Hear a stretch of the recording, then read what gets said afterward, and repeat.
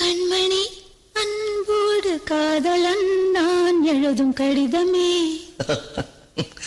பாட்டாவே படிச்சிட்டியா?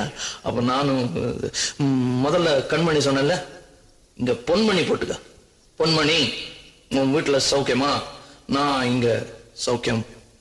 பொன்மணி, உன் வீட்டில் சௌக்கியமா? நான் இங்கு சௌக்கியமே. உன்னை நினைச்சு பார்க்கும்போது கவிதை மனசுல அருவி மாதிரி கொட்டுது. ஆனா அதை எழுதணும்னு உட்காந்தா அந்த எழுத்துதான் வார்த்தை.